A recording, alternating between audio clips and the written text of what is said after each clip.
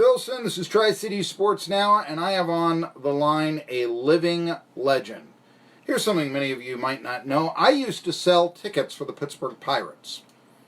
And we once had a promotion that the person that sold the most tickets in a period of time got a Ron Necciai signed baseball. It was for Direct Advantage Marketing, was actually the company that was hired to sell the tickets and all that.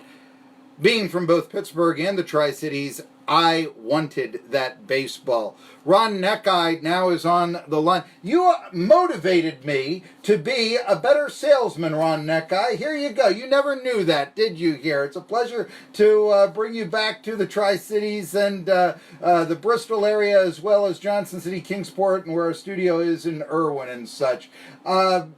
I guess the first thing to ask you about here is, I know you talked to the Braves the other day, on their broadcast about the game, but tell me a little bit about this. How often are you recognized? I've read many stories about this, but how much fame have you been able to get off of a minor league baseball game 3 generations ago or so? Don't exactly understand the question. Can you hear me? Yeah, I can hear you. I just was going to say, after you struck out the 27 batters, how did that change your life? You were only 19 years old at the time, but it had to make you a premier prospect. I know you were called up to the majors and all this, but you have become part of baseball history with this game. Only one guy has ever struck out 27. How has that changed your life a bit? How much fame have you gotten off of being the man who struck out 27 hitters? Oh, honestly, more than I ever imagined, and it still goes on. So I don't know. The records are made to be broken, as you know. The home runs started at 56 and then went to 60 and 62, 70. So someday, although this one kind of is a little different, I don't know. Lots of fame. It really changed my life and made it for the better. I always said I put a nickel in baseball and got $1 million out. So really ought to tell you it is. Yeah, it's still, in fact, never mind. Yes, I still get a lot of telephone calls, requests for interviews. Still get cards in the mail to sign, letters from people. Still, after all this time, I can't understand it, but. And the Pirates asking you to sign a baseball, so some wild-eyed fan named Marky Billson will try to sell more tickets and win it. So there you go. That's the one thing that I can recall here. Hey, take me back. In those days, the Appalachian League, I mean, you were playing in May. I've got to think, was the Appalachian League then a full-season league? Now it's only a short-season league. Yes, no, it was a full season then, because it was May the 13th. It was a full season team then, yes. I don't know when it changed to the rookie league, as I call it. They didn't get out after school. Well, now, it was full season, yes. Now it was the Pirates chain, the Bristol Twins. The Minnesota Twins were still the Washington Senators back then. Correct. And I wanted to, where was the ballpark? I'm trying to think. I know that now the Bristol Pirates play at Malcolm DeVault Field, but was there a different ballpark? Where was the ballpark located? Was it in Bristol, Tennessee, or Virginia? No, I don't know. It's called Shaw Stadium, and I didn't know where the line was. Okay. Well, State Street and all this. Hey, let me ask. I know you're from Monongahela, Pennsylvania, which some wide-eyed sports fans may know as the hometown of Joe Montana. But was this the first time you really were away from Western Pennsylvania? Well, yes, to go play baseball. It was. I actually was born in a teeny-weeny town of about 90 people called Gallatin, and went through all the elementary school and that there. And when it come time to go to high school, we didn't have a high school in this teeny place that I was from, so I went to Monongahela High School. And that's where I played, football, basketball, baseball, and so on. And actually, I was on the school board there when Joe Montana was in high school, forming all his great feats. Well, that's impressive and such. I know you also sold sporting goods. Am I correct there? I was a manufacturer's rep for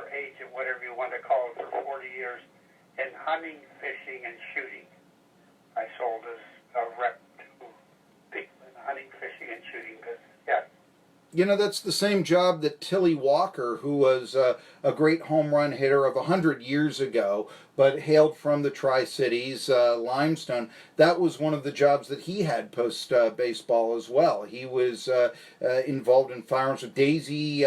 He was an expert shot and such, and that's one of the same thing that you did as well. Tilly Walker, who once tied Babe Ruth for the home run lead in the American League and is the first athletics baseball player to hit 100 home runs. So a bit of another tie that maybe you didn't know to the area around Necciai. I got to ask you, I mean, this was, let's see here, it occurred, you said, was this your first start of the season?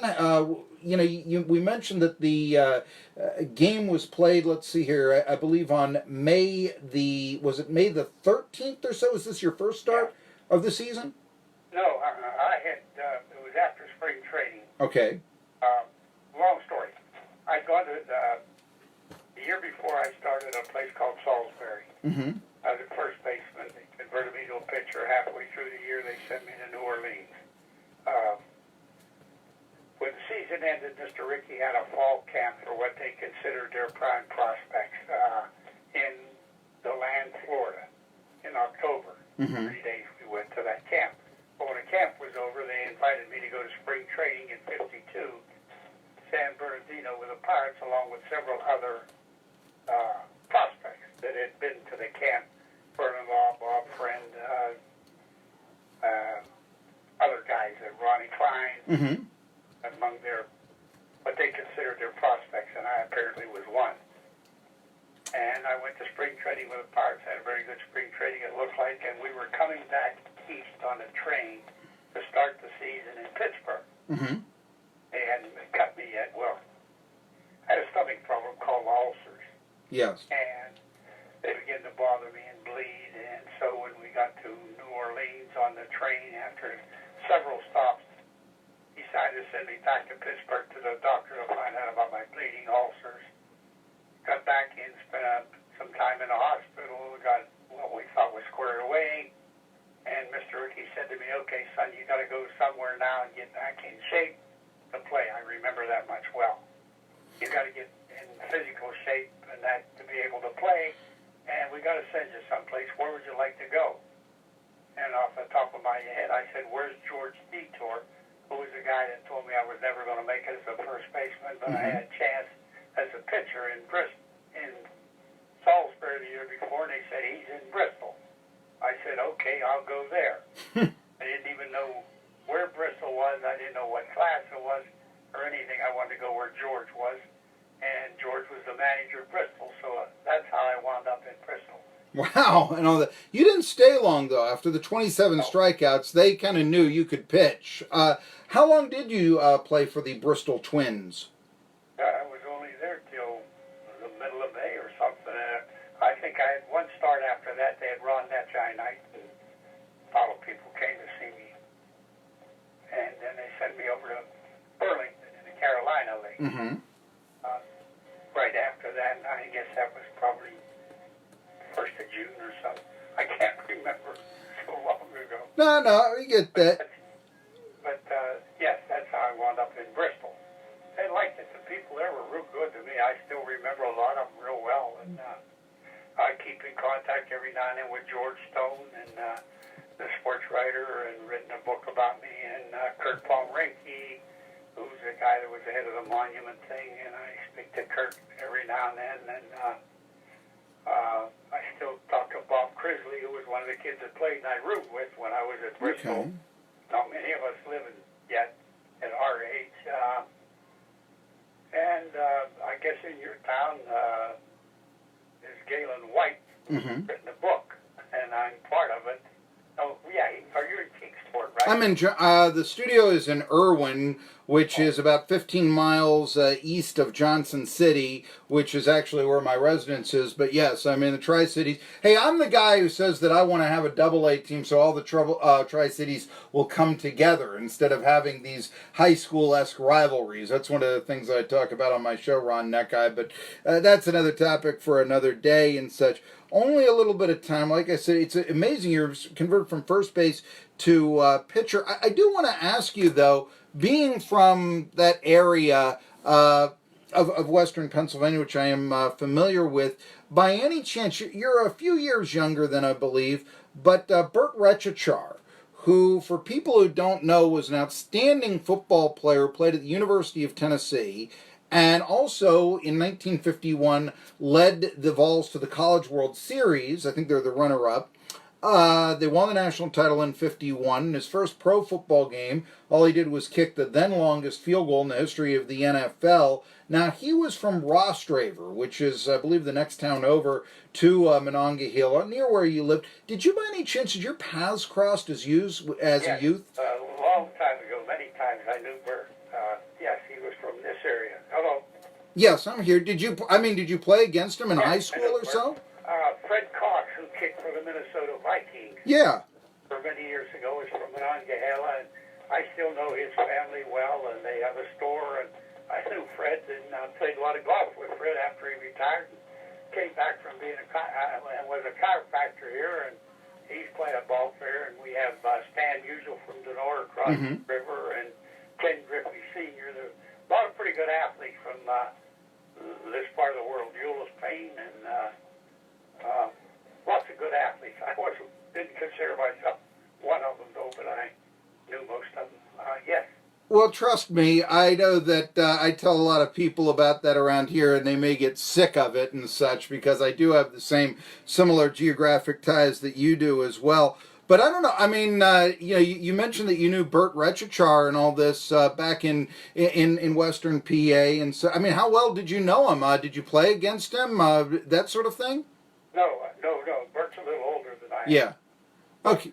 And I knew him from attending affairs until he passed away. And when I got involved in high school or in baseball, I managed Legion baseball after I got out of baseball, and I was on the school board at Ringgold. And I actually live in Rostraver Township now. That's where the hockey rink is. Anybody who knows where that. Anyway, we're in East Tennessee right now, so they're like, "Where the heck? What's he talking about?" But there is one tie-in with Bert Recchichar, who, yes, I once did a feature on in the Pittsburgh Post-Gazette. He was actually spent some of his retirement as a bus driver for a high school girls soccer team, and I was doing a feature on the girls soccer team, and I go on the bus to talk. Do you know who this person is? Well, now you got to do a feature on that, that he was right and all this. So, but no, you were called up to the Pittsburgh Pirates that year. Now, the Pirates were really bad, 42 and 112. However, I want to ask you this. This had to be a thrill of your life for your hometown team and all this, but when you look back, do you think you were rushed to the big leagues? I don't know. That's a decision they make, but it's what everybody gets in that game wants to do is go to someplace higher, go to someplace, move up to another class where they pay better money, and ultimately try to get to the big leagues. So I didn't have anything to do with that. I didn't know anything. I was at Burlington, and I just knew that someday I thought I'd be in the big leagues. I didn't know when, but after a while, when things are going good, you get a little cocky, and maybe I got a little cocky again. Thought that sooner or later I'd wind up in the big leagues, and one day I did. And as far as Pittsburgh only winning 42 games, I was part of the jokers that lost a pile of them. So, well, you were 1-6, but I did look up the victory. But I got to ask you this: the catcher on that team was Joe Garagiola. What kind of a catcher was Joe Garagiola? What kind of a catcher? Yes. Joe was the greatest help to me from the day I went to Pittsburgh till I left. He spent more time with me than anybody, really.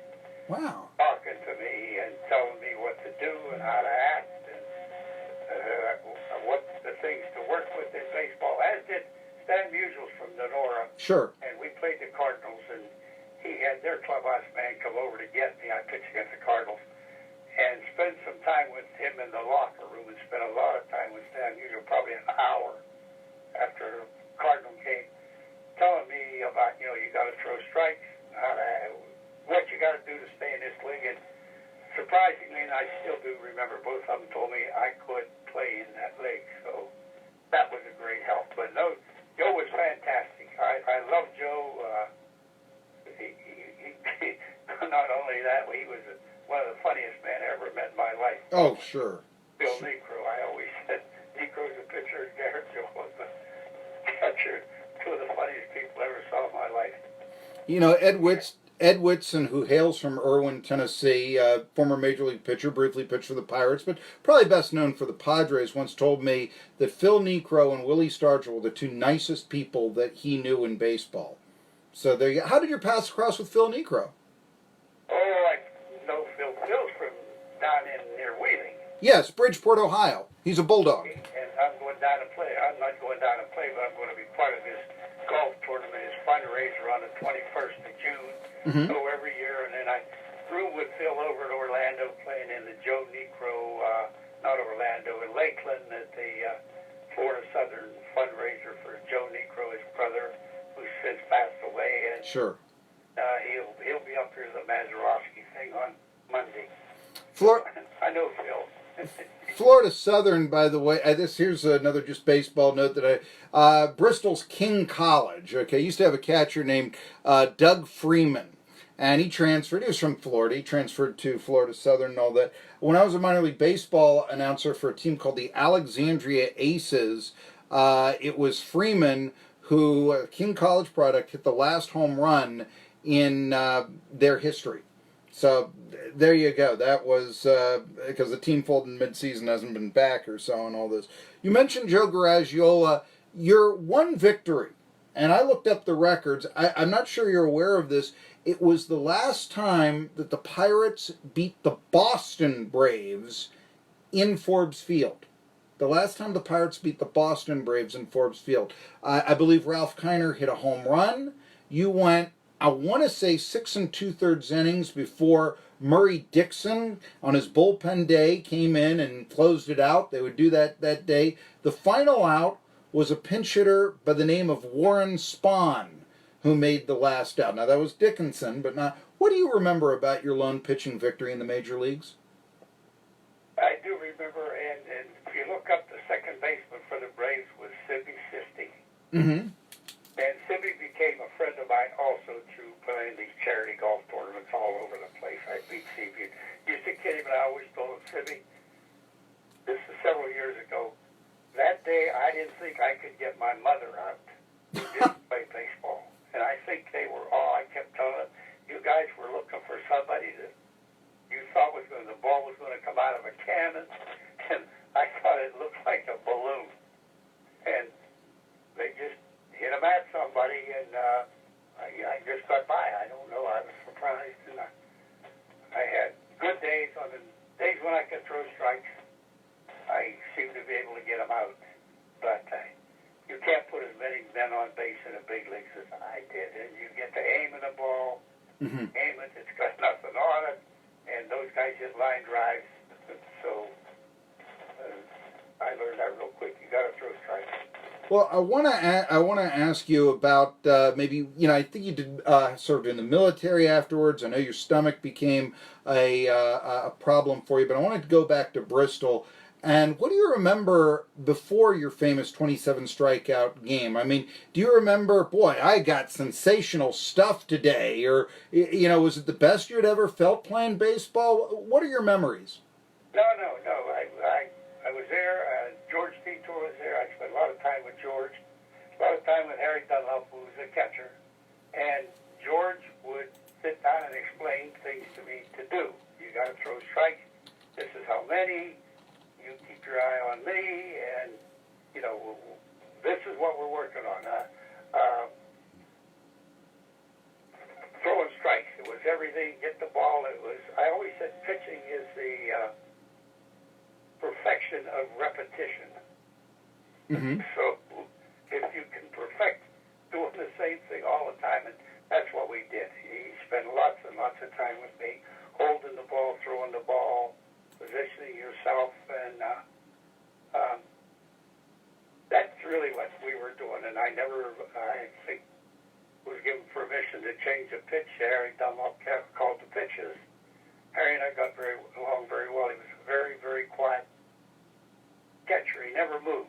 Mm-hmm. Didn't have all these antiques, and when you get ready to throw the ball, they jump up into a kneeling position and move the glove. He was kind of thing, and I was always one who was just trying to easy. And there for a reason to do something, and apparently learned fairly well. And but I'd had remember a year before baseball before I went to Bristol. A year of professional. Mm-hmm. In fact, I quit the first year after high school. I went to a tryout camp with a friend of mine, Ellie D. Rose, at Forest Field. Mm-hmm. And he hit a couple of balls pretty good on the scoreboard, and he said, "Come on, would you like to go play baseball for a living?" I said, "Anything beats working in the mill." Yeah. So I said yes, and they sent me to Salisbury. I thought I was the first baseman. I got down there, and George Detour happened to be the manager there then. And after the first day or two, he looked at me and said, "Son, you're never going to make it as a first baseman. You're going to be a pitcher." And I can remember telling him, I said, "Skip, you're a drugstore Indian. I'm not a pitcher." Well, what was your out pitch? He put me in a couple of games. I walked everybody, I guess, and sent me to someplace. And then I got over there, and I just decided I'm not a pitcher. I'm not going to get anybody out. I left. I went home. Yeah. And then during the winter, you remember Charlie Muse? I don't remember him, but tell us about him. Well, Charlie was a scout for the Pirates, lived in Pittsburgh, was in baseball forever. Charlie lived in Pittsburgh, and he came down several times during the winter where I was working in the mill again. And said to me, "You ought to go back and try baseball. Go back and try baseball. You'd be better off. Go ahead." And I kept thinking, boy, I'm back in this mill, and I hate this mill. So I'll give it a try. So they said, okay. They sent me back to Salisbury, North Carolina, where George Detour was the manager. And he said, "You're going to be a pitcher from spring training on, and we're going to get you working and doing all these things." So I did, and after spring training, I wound up back in Salisbury, North Carolina. I think I must have been 0-7, or God, I was awful. Walked the world. I used to say, even had people in the stands walking around. Couldn't throw strikes, just throw hard. And somehow or other, I wound up getting it going pretty good, but there again, we were making $150 a month. I was rooming with Teddy Barlow from Sonora. Mm-hmm.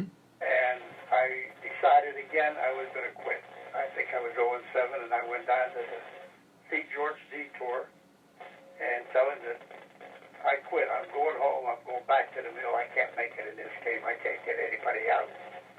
And he asked me, "Can you drive the team bus?" We had like a 20-passenger GMC bus that we traveled in. And I said, "Why?" He said, "Well, I'll let the bus driver go. He's an elderly guy. He's not going anyplace. And we'll give you $150 a month to drive the team bus." Oh, no. Oh. And so I said, "Boy, that'd be $300 a month. $150. I'll get paid $150 for driving a bus." But I remember going back, and Teddy Barber was still alive. He could tell you the story. I went back to where we were rooming, told him, I called him Ferdinand, Spanish, hot-tempered. I said, "Ferdinand, we're rich now. We don't have a thing to worry about."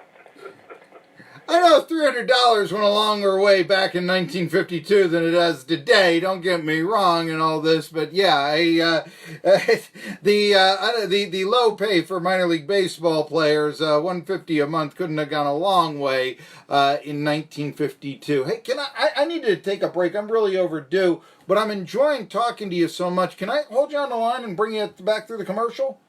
Sure. All right, it's Ron Necciai, who I've always wanted to talk to, striking out 27 Welch minors. It was May 13th, 1952. You know my weakness for old ball players. You know my weakness for, well, guys from Pittsburgh. So there we go. Mon PA City School Board, when Joe Montana was the quarterback of the Ringgold Rams. My goodness. At least you didn't push him to play basketball at NC State. Because that's where he was...